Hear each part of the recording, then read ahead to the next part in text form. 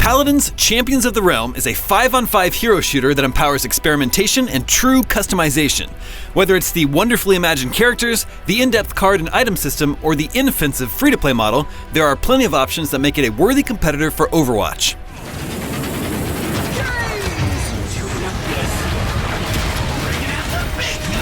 There's nothing quite as satisfying as blasting the entire enemy team off the stage with Torvald's Hyper Beam. Reanimating after you die as Terminus and vaporizing opponents too slow to get away never gets old, and the horror felt when you see Willow's multiplying seedling attack come your way is rarely a moment without worry. In both their appearance and their gameplay style, each of the 36 champions are packed with interesting nuances. Ceres is an incredibly ominous character, and her soul-snatching attacks and dimension-jumping abilities scream of personality. Bomb King can throw stackable explosives, and his stun bomb complements his clever design. Vivian's generic design and uninspired set of skills is a small nitpick in a sea of wonderful characters. But unlike most hero games, you're not completely pigeonholed into a specific role by your choice of character because you can customize them so heavily. At the start of a match, every player picks a preset loadout with 5 out of 16 available cards that enhance stats and moves during a match.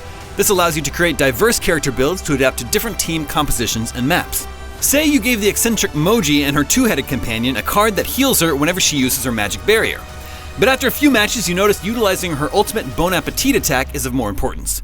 To tip your build in the right direction, you can reassign 15 upgrade points any way you like, letting you decide things like whether to improve the healing or the charge rate for your ultimate. Experimental loadouts are Paladin's most important feature, and you'll likely find yourself constantly going back to tweak and improve your card decks. But customization doesn't begin or end there. One champion-specific talent is picked at the start of a match and dramatically influences that character's playstyle. Cassie can switch from her sniper archetype to one where her dodge roll grants incredible mobility. The humanoid tree Grover is a support healer by default, but applying his ferocity talent greatly increases the damage of his axe throws and aligns him closer to a damage champion.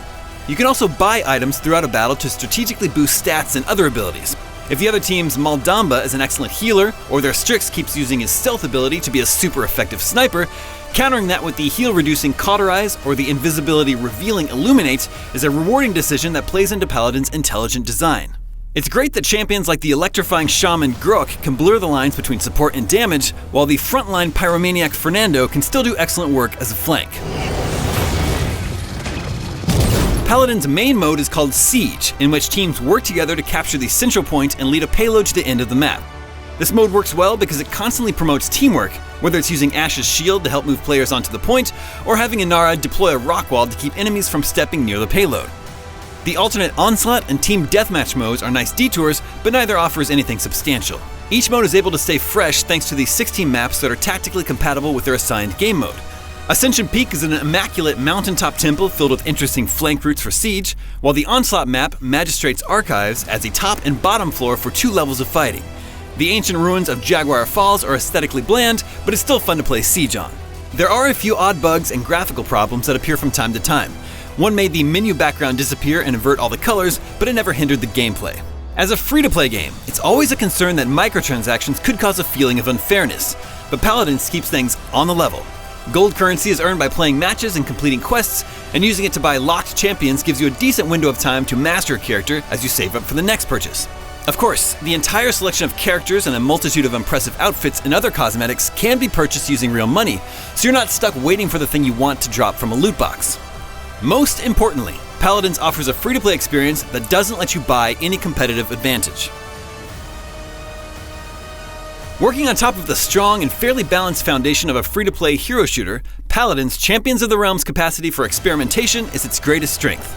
Champions offer refreshing movesets, and hours can be spent tweaking their playstyle before moving on to the next character.